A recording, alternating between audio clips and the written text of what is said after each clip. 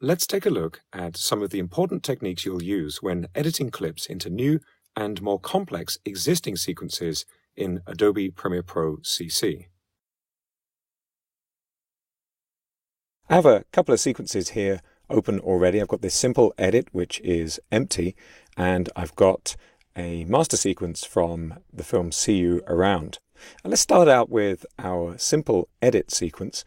I just want to run through a couple of standard settings. First of all, I've got this bar moment clip open already, and you can see with my source track selection buttons that I've got video 1 and audio 1. What's important to look out for is in fact these two buttons, the V1 and A1 in this case. This is telling me my available source tracks. So if I just position my playhead somewhere in the sequence and click to insert or overwrite, it doesn't matter because the sequence is empty, you can see I'm getting both the video and the audio. And in fact, if I turn off one of these, I can edit again, and now you can see I'm just getting the video.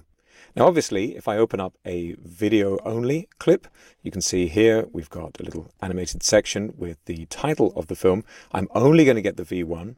And of course, if I turn that off and make the edit, well, nothing's going to happen because I've turned off all of the available source tracks. Let's turn that on and make the edit again, and there we go. And now, obviously, if I open up an audio-only clip, you can see we've got our waveform. I'll turn on the audio source track selection button and edit this into the sequence, and we're all set. And let's take a quick look at this in our more advanced sequence. I've got quite a few clips already in this sequence, and I need to be careful about which parts of my original media I'm adding. I'll open up that video and audio clip, and I'm going to edit this over into my sequence. Let's choose a good moment. I think I'm just going to press the down arrow key a couple of times here to jump in between these two clips. And of course now I've got both my video and audio on, so I can overwrite. You can see that's actually gone onto my video 1 and audio 1 tracks. I'll just resize a little here. Or I can undo and selectively edit in maybe just the audio. Let's turn off the video, and I'm going to overwrite edit to add this to my sequence. I've now added that to the mix. I'm going to undo again with Control or Command Z. Right now, if I go back to my simple edit, you can see that we've got our track targeting set up in a pretty simple way. Our video 1 is going to video 1 in the sequence, audio 1 is going to audio 1. If I pull this up and reposition it next to a different video track, well, you can see if I insert edit now, my video is going to video 2. And you'll notice that the track selection button is not important when you perform these edits on the timeline. What matters is the tracks that you have enabled in the source track selection column. I'm going to resize a little here, and I think I'm going to position this video just under the video track. So I'll drag my video 1 up, make sure it's switched on.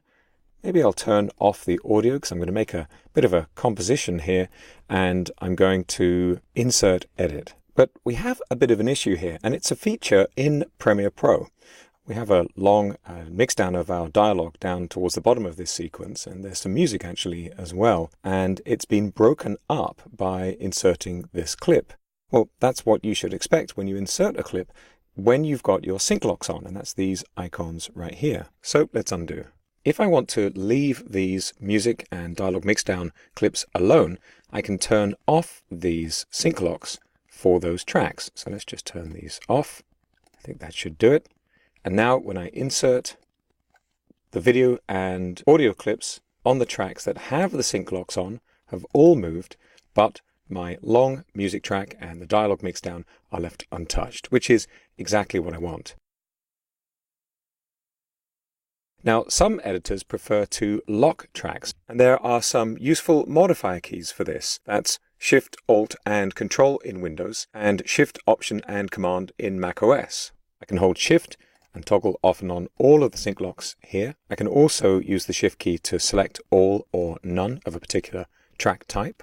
And in fact, while I'm on the audio track here, I can hold the Alt or Option key and mute or solo all of the audio tracks. The Shift key works for toggling the output for your video tracks. And of course, I can use the Shift key to lock or unlock tracks. Now the difference between a sync lock and a track lock is pretty clear. If I turn on the track lock for this Audio 6 track, you can see I just can't click on anything. I can't click on this at all. And for many editors, that's an easier way to work with long music clips where, for example, you're adding a series of visuals. You might want to insert those visuals and not break the music clip. The benefit of keeping tracks unlocked is that you can continue to work on them, making adjustments to clip settings and changing the contents of the track without continually locking and unlocking them. Still, let's try locking these tracks right now. I'm going to turn on the track locks. I've got my sync locks on, but that doesn't matter for the tracks that I've locked completely. It's not going to make any difference at all. So now I'm going to insert this clip, and you can see just the clips on the tracks I want to modify have moved. When you're performing edits of this kind, the timeline track selection buttons really don't do anything, but they are very important for timeline-based operations. For example, if I want to use my arrow keys, the up and down arrow keys, to jump between clips, and I've just got my Video 4 track turned on here, I can use the up arrow to jump between those clips very quickly and easily. I'm just jumping to the beginning of each clip in the sequence. If I turn off the Video 4 track and turn on my Audio 6 track instead, now you can see my playhead is jumping from one end to the other just of this audio clip. So the playhead will only jump between the ends of clips on tracks that you've got enabled. You can use the left and right arrow keys to navigate one frame at a time, as I'm doing here, left and right. And if you hold the Shift key, you'll go 5 frames at a time. This is actually the large trim adjustment in the user preferences, so you can change it. Another important use for using the track selection buttons, if I turn off these tracks, and I'm just going to keep turned on my Video 4. Now I'm going to use in and out marks on the timeline, so I'll mark an in and an out with the keyboard. And if I copy with Control or Command C and move my playhead somewhere else in the sequence and paste with Control V or Command V, these are standard keyboard shortcuts for macOS and Windows, you can see I've just got the piece of the clip that was between the in and out marks on the selected track. So again, these track selection buttons are important, just not really for editing clips into an existing sequence.